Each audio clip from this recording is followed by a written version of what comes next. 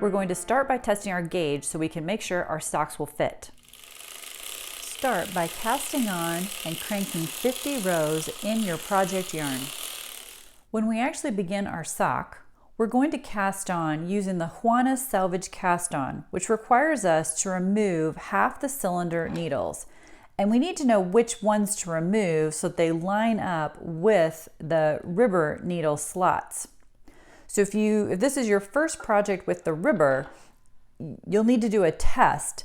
And in fact, if it's your first project for your particular cylinder dial that you're using, you'll need to use a test and make sure you know which cylinder needles line up with which ribber slots.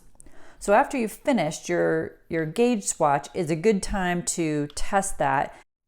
So to do that, we're going to start by moving the main mark to 4 o'clock. Then I'm going to attach my ribber. There's another whole series of instructional videos, both on the Dina Bean YouTube channel and on our website, about exactly how to make sure the ribber is set up with the correct tension, how to assemble it, tips on using lube, etc. So if this is your very first project, I suggest you check that out now. We're going to go ahead, because this is just a swatch right now, we'll crank one more time. And our goal with doing that is to make sure that the ribber dial, the fin, is seated well against the ribber stop. So the ribber stop is what's installed inside the cylinder. The ribber fin is what comes down from the bottom of the ribber dial.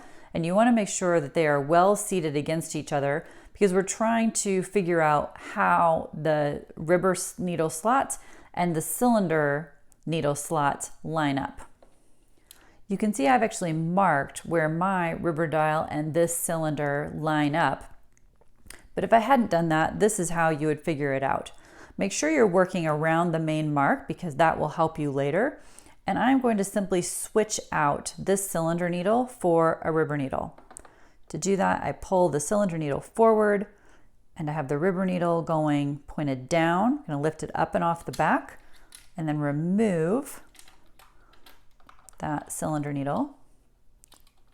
Trying to do this without bumping the camera. And then you're going to push forward just a little bit, but you really won't need to make sure ultimately that the stitch is on top of the latch. So you'll see I'm kind of pinching it here, the stitch with my right hand, so that it doesn't go up and past the latch. As I've laid the needle down, then you can scooch it in. If the needle had popped forwards, the latch was on the front side of the stitch, you can just use your pick tool to lift it up and put it back. So now you crank forward a tiny bit. This is the working area where we always add needles. So I'm going to go ahead and add a couple. I'm going to switch out this one. You need a few, because you actually create a little bit of drag on the ribber dial as you're cranking around. So you want to have enough needles in that you're getting that effect.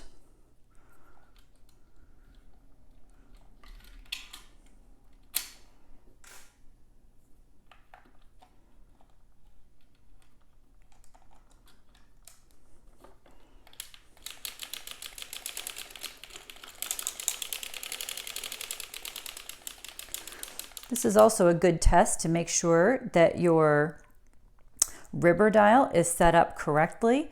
You can see I do have stitches on all of those ribber needles, so I'm sure that worked.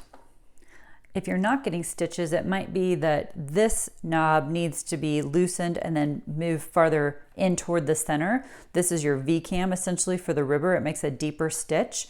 So if you have yarn here but the stitches aren't actually knit, that probably means this needs to move farther back in. Another couple troubleshooting things to check are that the yarn feeder is in position and that the needles are able to just pass under the yarn feeder. So now I'm going to go ahead and crank a few rows, maybe 10.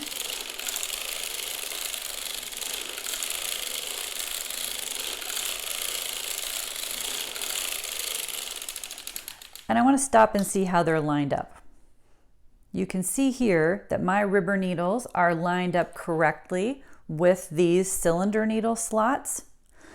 If they were incorrect, you would see them all like bunched up like this. After you'd been cranking for a while, they would be really lined up right against each other, and that's how you'd know that you'd actually removed the incorrect cylinder needles. Okay, so I have removed the correct cylinder needles, and that is all knitting as it should. So I'll make a note for Wanna Selvage Cast On that I need to remove every other cylinder needle for me, starting with the first needle after the main mark. At this point, you can go ahead and unwind your yarn, and just like when you don't have the ribber in, you can just crank forward and it will remove your project from the ribber so that you can measure your gauge.